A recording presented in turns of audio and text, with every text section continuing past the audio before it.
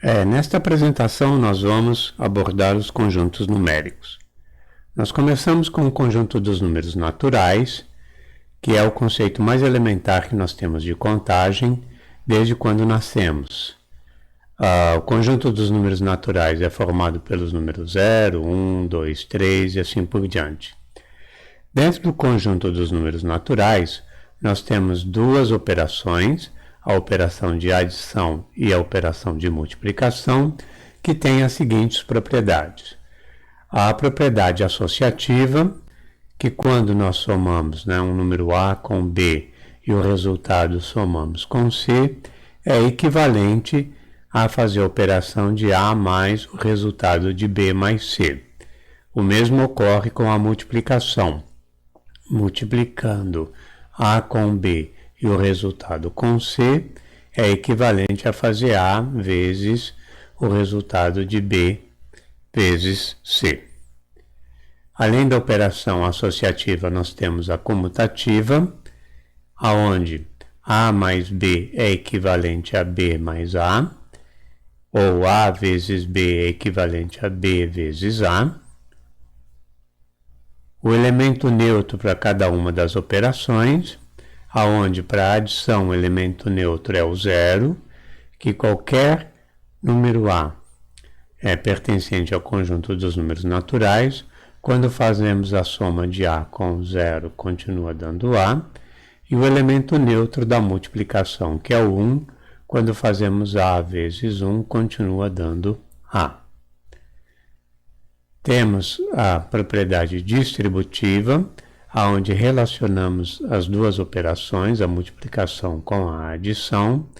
Então, multiplicar A com o resultado de B mais C é equivalente a fazer A vezes B somado com A vezes C.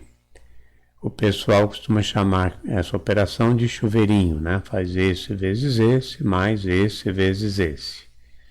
Além da distributiva, nós temos a operação, a propriedade de equivalência, onde se nós temos uma igualdade A igual a B, somar o mesmo número C de ambos os lados dessa igualdade, a igualdade permanece, então A mais C continua sendo igual a B mais C, e o mesmo ocorre com a multiplicação. A vezes C é equivalente a B vezes C, desde que A seja igual a C. Essas duas operações, a adição e a multiplicação, nós dizemos que são operações fechadas dentro deste conjunto, pois qualquer soma de dois números naturais continua sendo um número natural, e a multiplicação de dois números naturais também continua sendo um número natural. Isso não ocorre com a subtração. Fazer a subtração entre dois números naturais pode ser que o resultado não seja um número natural. Para isso, nós precisamos do conjunto dos números inteiros, onde agora nós temos os números menos 3, menos 2, menos 1, são os números negativos, 0, 1, 2, 3 e assim por diante. Devemos observar que, nesse conjunto dos números inteiros, o conjunto dos números naturais é um subconjunto, visto que qualquer número natural, 0, 1, 2, 3, também pertence ao conjunto dos números inteiros.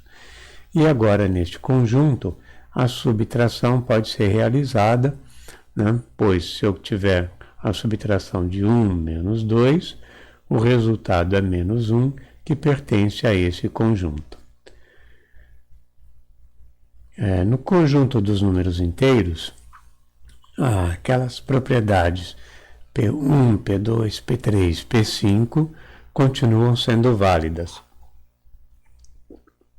E além dessas propriedades, nós temos uma propriedade P6, que é a existência do simétrico, que para qualquer número inteiro existe um número que nós vamos denotar por menos A, que é chamado simétrico de A, de tal forma que A mais o seu simétrico vai dar zero, que é o elemento neutro da adição.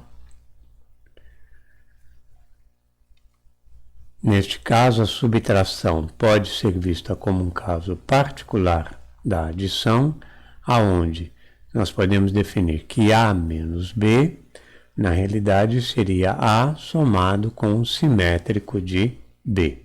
E isso para qualquer A e B pertencente ao conjunto dos números inteiros. No caso da divisão, nós não teremos resposta da divisão de qualquer número inteiro por outro número inteiro dentro do conjunto dos números inteiros. Eu posso fazer, por exemplo, 4 dividido por 2, vai dar 2, que pertence a esse conjunto, mas se eu tentar fazer 2 dividido por 4, que o resultado seria 0,5 ou meio, não pertence a este conjunto. Então, para isso, nós precisamos do conjunto dos números racionais, que é definido como os números da forma P sobre Q, com P e Q pertencente ao conjunto dos números inteiros e Q sendo diferente de zero, pois não fazemos divisão por zero.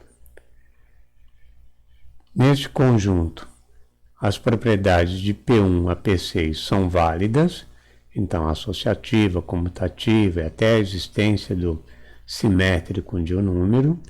E agora surge uma propriedade a mais, que é o inverso, que para qualquer número que racional, desde que ele seja diferente de zero, existe um número que nós denotamos por 1 sobre A, que vai ser o inverso de A, de tal forma que A multiplicado pelo seu inverso dá 1, que é o elemento neutro da multiplicação.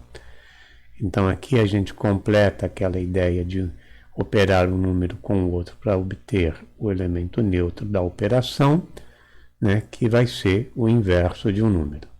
Veja que no caso do simétrico, qualquer número racional tem o seu simétrico, mas o inverso já não ocorre, pois com A igual a zero, eu não poderia fazer a divisão por zero. Então, o inverso existem para os racionais, desde que ele seja diferente de zero. Nos números racionais, nós podemos ter a igualdade, A sobre B é igual a C sobre D, C somente C, essa multiplicação, aqui cruzada, A vezes D, tem que ser igual a B vezes C. A adição de números racionais é dada de tal forma em que, tendo A sobre B mais C sobre D, nós fazemos um novo número racional, onde o denominador vai ser o produto desses dois números, B e D, e o numerador vai ser resultante da divisão deste número por B, que dá D vezes A, então A vezes D, mais a divisão deste número por D, que vai dar B, vezes C, BC. Então, a adição entre dois números racionais quaisquer é dado pelo número que vai ser formado pela multiplicação dos seus denominadores e a soma dos seus numeradores com a multiplicação cruzada aqui, dos denominadores de cada uma dessas frações. No caso da multiplicação entre dois números racionais, é bem simples, porque eu tenho o número A sobre B multiplicado por C sobre D. O resultante é um outro número racional, onde o numerador vai ser o numerador desse vezes o numerador desse, ou seja, A vezes C, e o denominador vai ser o denominador deste primeiro com o denominador desse segundo, B vezes D.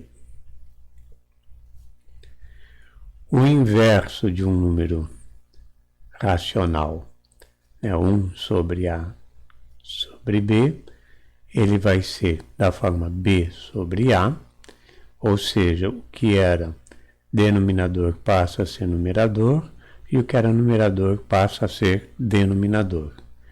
E tendo o inverso, a gente define a divisão entre dois números racionais como A sobre B dividido por C sobre D, tá? Como sendo a multiplicação desta primeira pelo inverso da segunda, obtendo AD, BC, visto que nós temos aqui A sobre B, né? Que no fundo seria multiplicado por 1 sobre C, e aí a gente teria o inverso deste número, que na realidade é D sobre C. Então, desta forma, a divisão, quando a gente fala mantém o primeiro e multiplica pelo inverso do segundo, o inverso de um número é simplesmente trocando, né? O que é denominador passa a ser numerador e o que é numerador passa a ser denominador.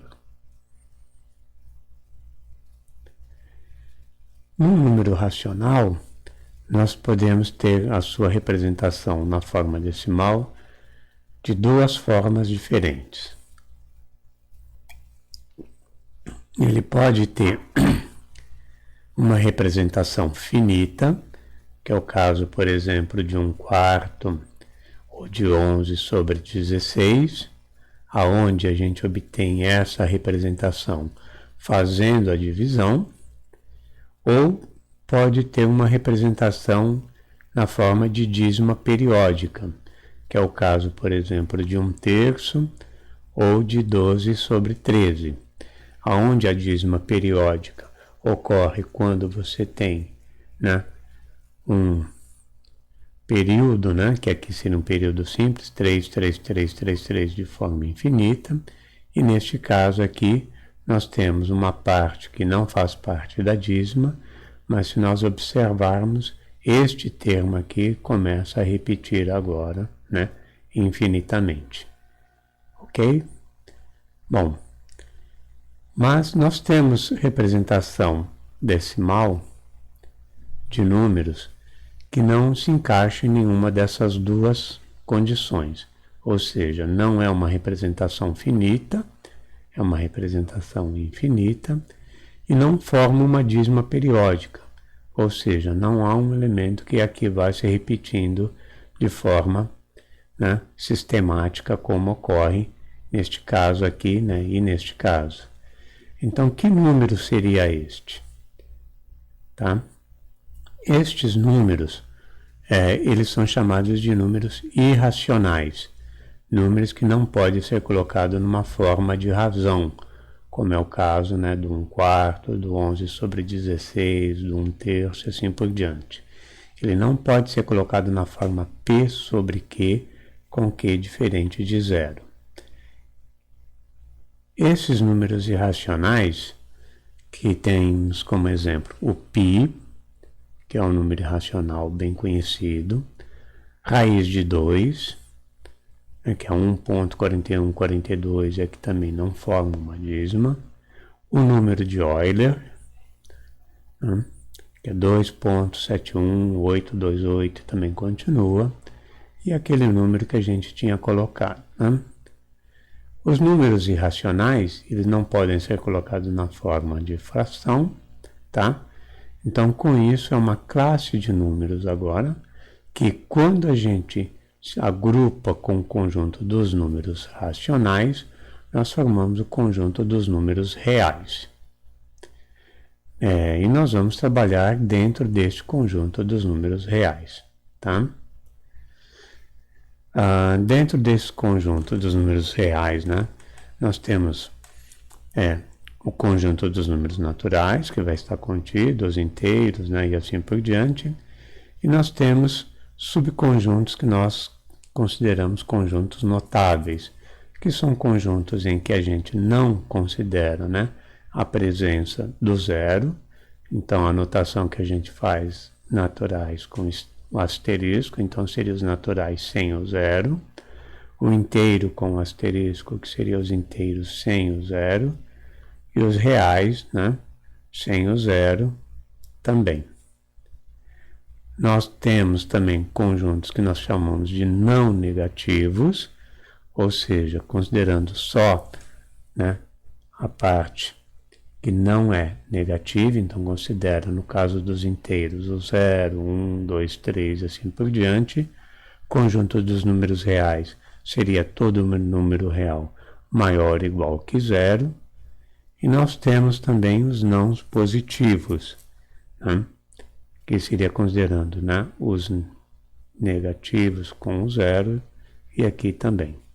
E a gente pode ter uma combinação dessa notação, por exemplo, se eu tivesse z mais asterisco, significaria que eu estaria considerando os não negativos e tirando o 0, né? Ou z menos com asterisco, que seria considerando os negativos sem o 0. Isso são notações que a gente usa para subconjuntos, que pode facilitar na hora de a gente fazer a descrição de um conjunto solução.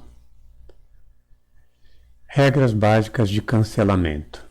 Às vezes o pessoal tem um pouco de dificuldade de entender, né, como que a gente faz algumas propriedades e como surgem algumas regras, né? Vamos considerar primeiramente esta equação e a ideia aqui seria fazer o isolamento da variável x, tá? Se desejamos isolar a variável x, como é que nós podemos proceder, né, de uma maneira sistemática?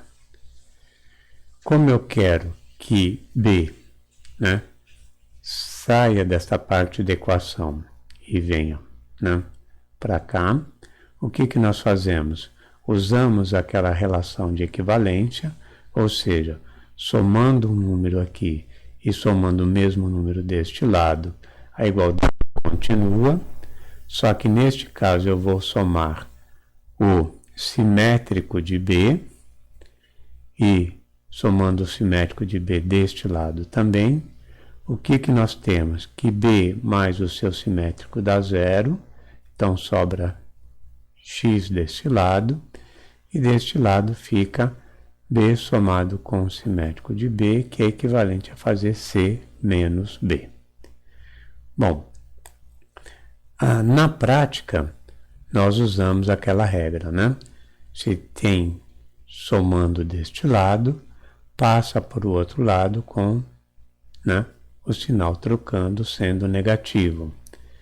Mas essa regra que a gente tem, né, é justificada por causa daquelas propriedades que nós vimos anteriormente.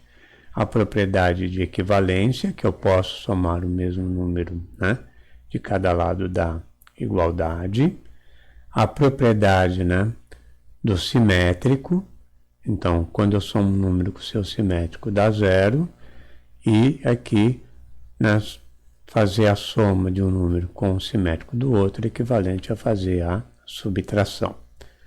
Na prática, a gente pode usar a regra, né? Tá com o sinal de mais, passa com o sinal de menos, mas a gente precisa entender de onde vem essa regra, para quando for usar, não ficar uma coisa simplesmente, né,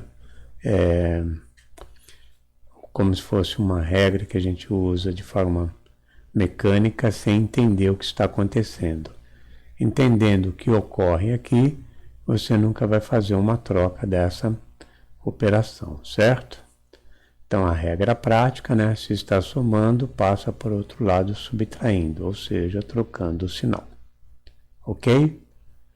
Bom, a gente também tem uma regra equivalente para multiplicação. Se eu tenho x vezes b igual a c, com esse b diferente de 0, a ideia aqui também é isolar a variável x. E o que a gente faz agora? Usa-se aquela regra de equivalência, multiplicando o mesmo número, né, dos dois lados da igualdade, só que agora eu vou multiplicar pelo inverso de b, porque b vezes seu inverso vai dar 1, que é o elemento neutro da multiplicação, e aí no final a gente tem que x vai ser igual a c sobre b. E aí aparece a regra prática também, se está multiplicando, passa dividindo, certo? Aqui a gente precisa tomar cuidado, né? Porque algumas pessoas fazem confusão desta regra com a anterior e acham que quando passa esse B dividindo, tem que trocar o sinal de B. Aqui neste caso não. A troca de sinal ocorre quando você tem soma ou subtração, que é o caso anterior, que aí você vai estar aplicando, né, o simétrico para poder eliminar o elemento que está de um dos lados da equação. O que a gente está fazendo aqui é a multiplicação pelo inverso, para que aí B vezes o seu inverso dá 1, e é importante, né, que isso daqui, para que exista o inverso, B tem que ser diferente de 0, ok? Senão, a gente não poderia fazer o isolamento deste B. Regras de sinais, né? O inverso do inverso de um número é o próprio número. O inverso de um número vezes B é equivalente ao inverso de A vezes B, que também é equivalente a A vezes o inverso de B, tá? O inverso não, o simétrico, né? Que aqui eu estou trabalhando com sinal de regra de sinal, é o simétrico. Então, simétrico de A vezes B é equivalente a simétrico de A vezes B, que é equivalente a A vezes o simétrico de B. Então, todas essas igualdades são equivalentes.